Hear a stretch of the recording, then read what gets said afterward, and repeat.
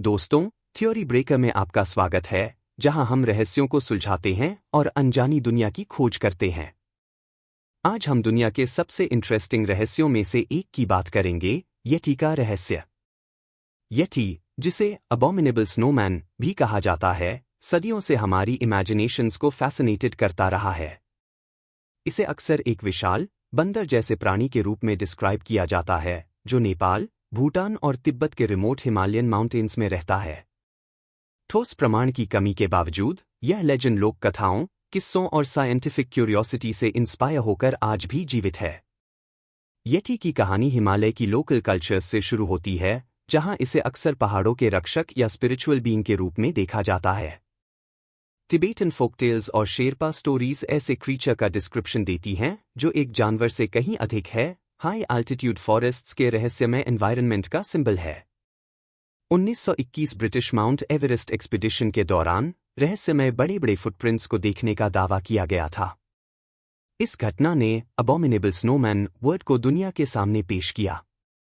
बाद में 1950 के दशक में sir Edmund Hillary and Tenzing Norgay द्वारा रिपोर्ट किए गए अनयूजुअल मार्किंग्स ने इस मिथ को और बढ़ावा दिया। यहां तक कि 2008 में एक अमेरिकन एक्सपीडिशन ने हिमालय में बालों के नमूने पाए, जिन्हें कुछ लोगों ने येटी का बताया। सालों से येटी के रहस्य को समझाने के लिए कई थ्योरीज प्रेजेंट किए गए हैं। कई साइंटिस्ट्स एंड रिसर्चर्स मानते हैं कि येटी वास्तव में किसी जानवर जैसे कि Himalayan bear, Tibetan blue bear और एशियाटिक ब्लैक बियर का गलत पहचान हो सकता है। स्नो लियोपार्ड्स एंड लंगूर बंदर भी कुछ रिपोर्टेड निशानों या देखे जाने के लिए जिम्मेदार हो सकते हैं। कुछ लोगों का मानना है कि येटी एक सिंबॉलिक फिगर है, जो अनजान या जंगली प्रकृति के खतरों के प्रति मानव के डर को दर्शाता है। येटी के बालों के सैंपल्स की साइंटिफिक इन्वेस्टिगेशन से अक्सर उन्हें भालू या याक्स जैसे नॉन एनिमल्स से जोड़ा गया है। एक्सट्रीम केसेस में साइकोलॉजिकल कॉजेज जैसे हैल्यूसिनेशंस और मिसपरसेप्शंस भी इस लेजेंड में कंट्रीब्यूट कर सकते हैं। मॉडर्न रिसर्चर्स ने येटी से जुड़े सो कॉल्ड एविडेंस की इन्वेस्टिगेशन के लिए डीएनए एनालिसिस जैसी एडवांस टेक्नोलॉजीज का इस्तेमाल किया है। 2017 में एक स्टडीज ने कंक्लूजन निकाला कि अधिकांश सैंपल्स भालू के थे।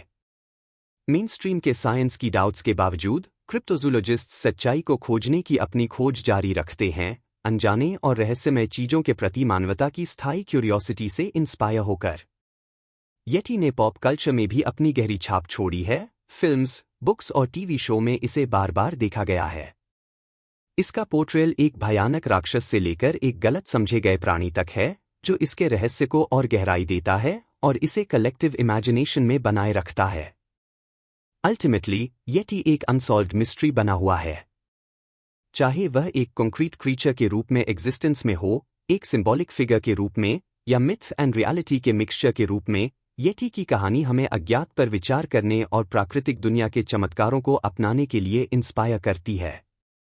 यह आपको याद दिलाता है कि कुछ रहस्यों को खोजना इंपॉर्टेंट है, भले ही उनके उत्तर इल्यूसिव ही क्यों न रहें।